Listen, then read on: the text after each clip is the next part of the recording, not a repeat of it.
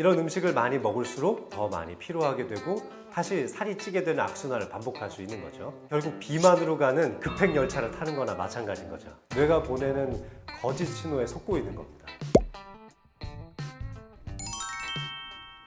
이것이 보약이다라는 말이 있을 정도로 살을 빼고 싶다면 바로 보약인 이것에 집중하셔야 될 겁니다. 우리 전두엽이 하는 역할은 나의 몸을 억제하고 나의 복능을 좀 줄여주는 역할을 하는데요. 그런데 잠을 제대로 자지 못하면 이 식욕을 억제해주는 전두엽의 기능이 떨어지기 때문에 훨씬 더 많은 음식을 소비할 수 있도록 변하는 거죠. 뿐만 아니라 전두엽의 아래쪽 부분에서 하는 역할은 바로 후각이기도 합니다. 음식의 냄새를 뇌로 잘 전달시켜서 먹어야 하는 음식인지 먹지 말아야 하는 음식인지를 구분하게 만들어주기도 하죠. 그런데 잠을 잘 자지 못해서 전두엽의 기능이 활성화되지 못한다면 냄새도 잘 맡지 못하니까 이것저것 음식을 그냥 가릴 거 없이 마구마구 집어먹게 되는 거고, 억제도 잘 안 되니까 더욱더 많은 양의 음식을 먹게 된다는 겁니다. 19세에서 33세 남녀 32명을 대상으로 얼마나 꿀잠을 자느냐, 그리고 그것이 결국 얼마만큼의 비만과 폭식으로 이어지는지에 대한 연구 결과를 발표한 바 있었습니다. 한쪽 그룹에서는 7시간 이상, 또 최대 12시간까지 아주 푹 자게 만들었던 팀이 있었고요.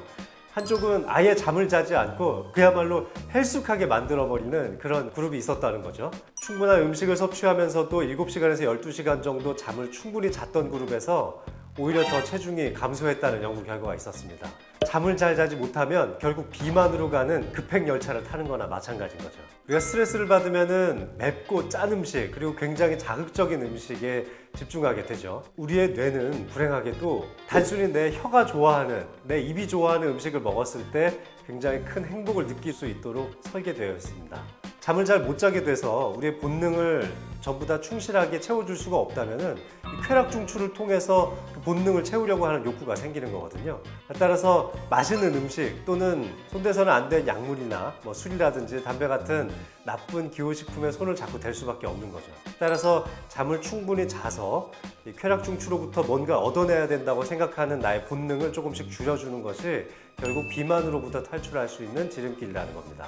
하루에 4시간에서 5시간만 잠을 재워서 수면 박탈을 이루어 놓은 상태에서 건강한 음식을 먹게 하는 그룹과, 그리고 정크푸드 같이 굉장히 달달하고 우리의 쾌락 중추를 자극할 수 있는 음식을 먹는 그룹으로 나눠가지고 연구를 해봤더니 잠을 제대로 못 잤던 이 모든 사람들의 쾌락 중추가 확실히 정크푸드를 소비할 때 훨씬 더 활성화된다는 걸 알게 된 겁니다. 결국 이 쾌락 중추를 억제하면서 사는 삶에 익숙해져야 될 텐데요. 바로 그것이 잠을 잘 자는 것이 관련되어 있습니다. 많이 잠을 자지 않아도 별로 피로하지 않은 것 같은데 설마 나도 수면이 부족한 걸까? 라고 생각하시는 분들이 있을 텐데요. 정크푸드, 그러니까 인스턴트 식품에 손이 자꾸 가신다면 수면이 부족했을 가능성이 높습니다. 몸에서 열이 많이 나고 있을 때에도 수면이 부족했을 가능성이 많은데요. 실제로 피곤함을 많이 느낄수록 뇌의 온도가 상승하게 되고 이에 대한 보상작용으로 또 하품도 많이 하게 되거든요. 세 번째로는 기억력이 떨어진다면 역시 잠이 부족했을 가능성이 많습니다. 우리는 수면을 통해서 뇌를 한 번씩 쉬게 만들어주고 이것이 깨어있을 때 뇌의 정보 전달력을 높여주게 되는데요. 그런데 잠을 적게 자게 되면 이런 정보 전달 능력이 떨어지면서 기억력도 같이 감퇴할 수 있습니다. 마지막으로 살이 찐다면 역시 잠이 부족했을 가능성이 많습니다. 우리의 식욕을 억제해주는 호르몬인 렙틴 호르몬과 또 공복감을 느끼게 해주는 그렐린이라고 하는 호르몬들은 충분한 숙면을 취했을 때 적정량이 나온다고 알려져 있습니다.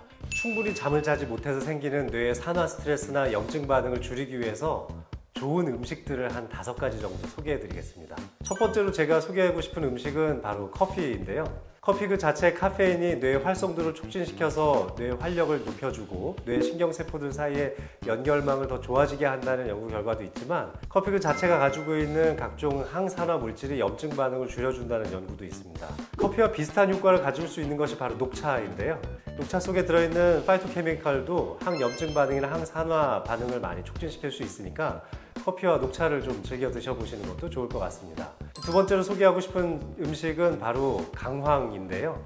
강황 속에 들어있는 커큐민이 뇌의 산화 스트레스를 줄이고 뇌의 퇴행성 반응을 줄인다고 알려져 있죠. 실제로 인도인들은 알츠하이머 발생 가능성이 약 2배 정도 낮다고 발표된 연구 결과도 있습니다.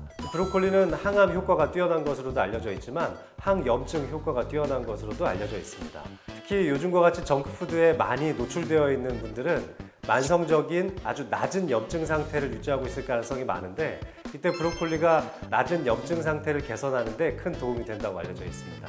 네 번째로 추천드리고 싶은 것은 바로 호박씨인데요. 셀레늄이나 아연, 그리고 마그네슘과 같이 항산화와 관련되어 있는 여러 가지 무기질들이 많이 포함되어 있습니다. 호박씨와 같은 견과류를 조금씩 드셔보신다면 좋은 미네랄 성분들을 많이 섭취하실 수 있을 겁니다. 지방이 많이 끼어 있는 생선을 드시라는 겁니다. 우리 뇌세포의 단단함을 결정하는 것은 결국 인지질인데요. 이 인지질이 형성되는 데에는 좋은 콜레스테롤이 반드시 필요합니다. 이런 좋은 콜레스테롤을 자연 식품에서 가장 손쉽게 얻을 수 있는 것이 바로 지방이 많이 포함되어 있는 생선입니다.